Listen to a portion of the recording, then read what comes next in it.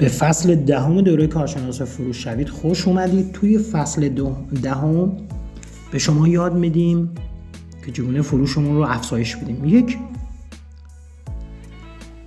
چگونه حس نیاز رو در مشتری ایجاد کنیم، چگونه به مشتری سرنخ بدیم. ببینید دوستان، خیلی از کمپانی‌ها هستن مثل کمپانی اپل، قبل از اینکه محصولی تولید کنه حس نیاز رو در مشتری ایجاد میکنه. یعنی محصول ایجاد نشده، تولیده، در فرایند تولیده حس نیاز رو ایجاد میکنه و اون محصول رو میفروشه.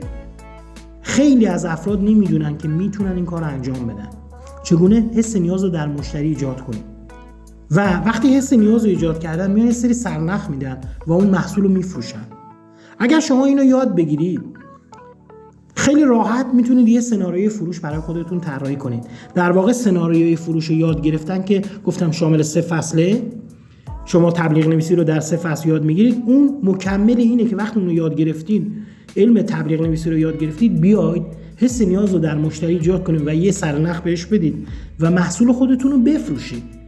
حالا میخواد چه به صورت فیزیکی بفروشید، میشه آفلاین، چه محصول رو به صورت آنلاین بفروشید، در هر صورت جواب میده. اگر دوست داشتید میتونید این دوره بسیار ارزشمند رو از سایت آسان ویزیت با گارانتی 6 ماهه دریافت کنید. مرسی.